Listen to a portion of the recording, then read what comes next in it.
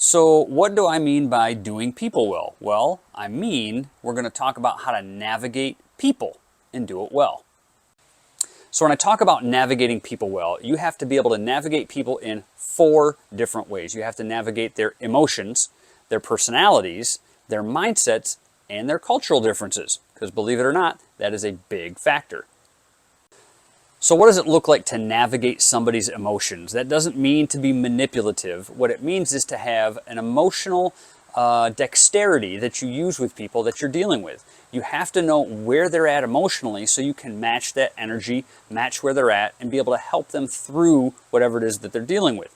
You have to also be able to show them that you can be trusted with their emotions, because if you can be trusted with their emotions, then you are much more likely to have their trust in everything else as well. Now, people are looking for someone that they can trust, somebody that they can be honest with. And if you can manage their emotions and be trusted with their emotions, it's going to go a long way for building relational capacity with them. They're going to trust you with work. They're going to trust you with their personal lives. And maybe you don't need to get into all of that, but that trust is so key. So when you're navigating your people and you're managing their emotions, which sometimes you're going to have to do as their direct report or their manager or whatever position you're in, you have to be able to show them that you can be trusted with their emotions. Because, like I've told this story before, when I had a teacher come into my office one time and we were talking about her performance review, she said, Todd, can I just shut the door for a second? I'm like, yeah, sure, go ahead.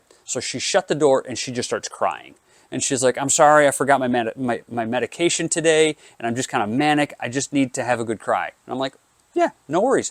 You do what you need to do. I'm going to type out an email real quick, and then I'll just give you some space.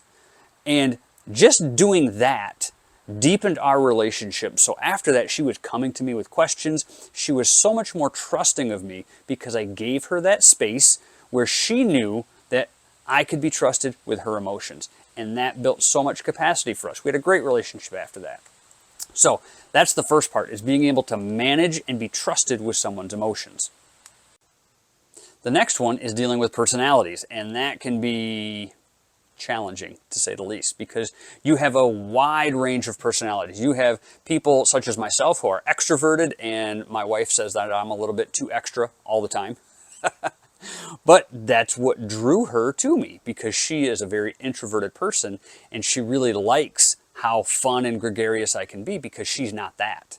But she likes to watch me be that. So like if we're at a social gathering and I'm telling jokes or having fun or slapping people on the back and just having a great time, she will often just sit back and watch, because in herself she can't make herself do those things, but she enjoys it vicariously through me. So you have to be able to navigate people's personalities. So you have to be able to talk to the introverts who are very quiet and very reserved, and be able to motivate them and get them to do what you need them to do in whatever organization you're in. But then you also have to take on the extra people like me who are super happy and want to talk to everybody and just get us under control, which is sometimes a challenge if you've ever worked with me. But you get the point. You also have the different personality traits of like your alphas, your sigmas, your betas, and whatever other term that you can find on the internet these days. And that becomes very important for you as well, because you have to be a chameleon. You have to be able to blend in to whatever situation you're in, because your job is ultimately to move people where you need them to be and want them to be for the success of the organization, the project, or whatever it is that you're working on. So whether it's playing on the alpha level with the alphas or being very introverted and quiet and calm down here with the other people, you have to be able to do both. Now that doesn't mean that you have to be those things, but you have to know how to navigate those things and put yourself in a position where even if you have an alpha who is ultra alpha and has to be in charge and all the time, you still have to be able to know how to motivate that person and get that person to where you need them to be for the success of your organization. The next one is mindsets. How do you navigate people's mindsets? Some people are very open-minded and optimistic all the time.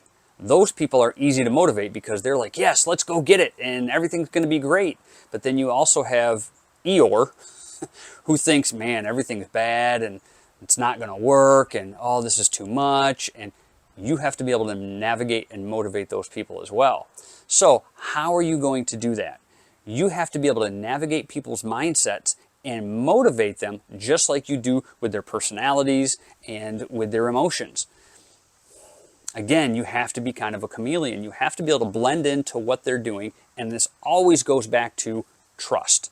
They have to trust you with their emotions so that they will open up to you enough so that you can see the inner workings of their mind and know what does motivate them and what does not motivate them. Now, this next one may not apply to everybody, depending on what type of situation, organization that you're working in, but cultural differences are huge. Now, I have been blessed. I have lived and worked in some extremely culturally diverse places and areas across the country. And I have been in places where I have been the minority, which has been kind of an interesting perspective. So you have to be able to navigate this. I'm going to give you an example. So one of the places I used to live had a high Hispanic population. And amongst the Caucasian community, they would often just refer to everybody who spoke Spanish as Mexican. Well, the interesting thing was there were not a lot of Mexicans in the area. There were a lot of people from South America, from Guatemala, El Salvador, Colombia, Ecuador, places like that. And they have their own unique cultural differences. Just because they have a common language does not mean they have a common culture, nor do they necessarily identify with each other. So if I'm talking to Caucasian Americans right now, how would you feel if somebody said, "Oh, you must make a great Canadian"? You'd be like, "Oh, hold on a second. No, I'm not Canadian." Well, you look Canadian, you sound Canadian most of the time. See where I'm going with this? So you have to be sensitive to people's cultural differences. Just because they look alike and sound alike doesn't mean they are. And there are some very distinct differences between the cultures. I'll give you a great example. Go to an Irishman and tell him he's a Scotsman.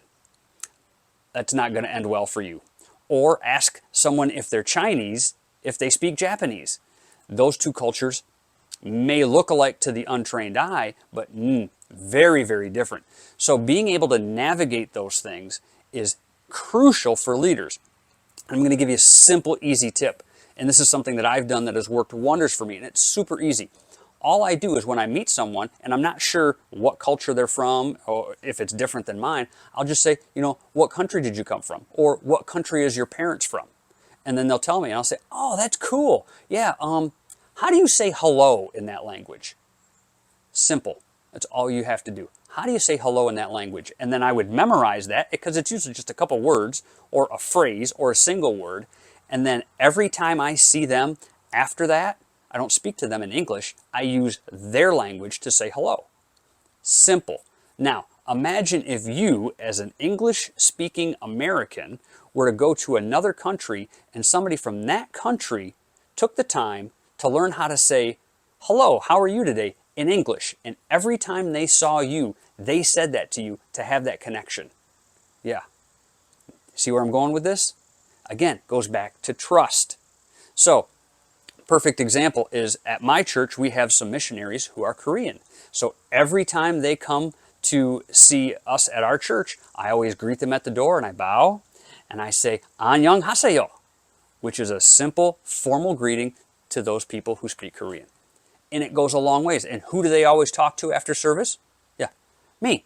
Because I've taken the time to spend a little bit of emotion, a little bit of time learning something about them. And that has endeared them to me, and I have gained their trust and respect for that. So super easy thing to do. And then here's the secret. Don't tell anybody. But usually when you learn something about somebody else's culture and they really, really feel endeared to you, they'll share their food with you. And that's amazing because I like food and I like different tasting foods. And oh man. So it goes a long way to spend just a couple minutes learning about the people on your staff, especially if they're different from you. Because if they're different from you, that means they're probably different from everybody else. And they're going to feel singled out, whether it's intended or not. So take that time and use that time to just learn a little bit about them, because then you have gained not only a great worker, but you've gained the trust of somebody and probably a friend for life. This last one I'm going to talk about is perspective. And perspective is something that, man, it's easy and hard at the same time. And you really need to walk a mile in somebody's shoes in order to gain perspective. So I was doing a community event for this organization that I was working with at the time, and we were passing out food. So we went to pass out food, and there were these two little girls who had come up. They were twins, and they were like, hey, you know, I'm sorry, we just got here. And like, I'm talking, when I say little girls, I mean like 7 or 8 years old. And they came with no parent, okay? And we were finishing up the event, and we had some food left over, and they were like, yeah, hey, you girls want it? Sure, can you bring it to our house? Because they're 7 or 8 years old, and they were like this big. They're skinny little kids. Okay, sure, so we'll bring it to your house. It's right across the street over there. Okay, so we walk in there, and their mother was there and thanked us for bringing the food, and she invited us in, which was very gracious because they were very, very, they had a very humble home, not much in furniture, not much in cleanliness, but they were really, really excited for us to be there. So the girls asked the group of us, they said, do you want to see our bedroom? It's really cool. It's right here off the living room. And the mom was like, yeah, sure, go ahead. The door's open. I'm sitting right here. So me and a couple other people went into their room, and they were so excited to show us their posters on the wall and a couple of little toys that they had, and it was great. And then we left. And then we were walking back to the parking lot where we were, and we all kind of just looked at each other. They were excited about their posters, and they were so proud of their room. And they had a bare mattress on the floor with pillows. No sheets, no blanket, no comforter, no pillowcases, a bare mattress on the floor with pillows. But they were happy. And they were so excited to show us their posters. Now I go home to my home, and I have more pillows on my bed than I can count, thanks to my wife. I have comforters, I have air conditioning, I have fan, I have what I guess most people would just consider common creature comforts.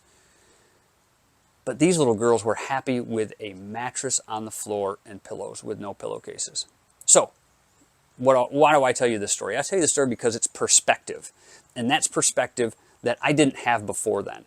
And so next time I'm talking to these little girls that were in the neighborhood or whatever, I have to think, man, they live a vastly different life than me.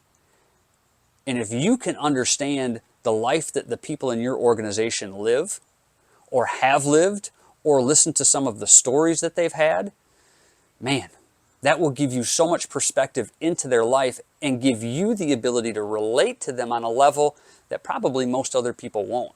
I happened to have a conversation with a guy this past weekend that I've known for a couple of years, and then he told me, yeah, I've got 5 kids. Now this is an older gentleman, and I had no idea he had children. I had no idea that the woman he was married to is not the mother of his children. And he went in to tell me this story, and by the time he was done with his story about his life, I was like, oh my gosh, like, you've really had a rough go of it. And again, his perspective was, yeah, but other people have it worse. So I guess I better just be quiet and stop complaining about life then, right? Yeah, absolutely. So if you can take the things from this video, perspective, mindset, cultural differences, and navigating people's emotions and doing that well, you're on your road to becoming not just a good leader, but a great leader. So if you have any questions, please give me a like, follow, hit me up with a private message, and I would be happy to discuss these things with you.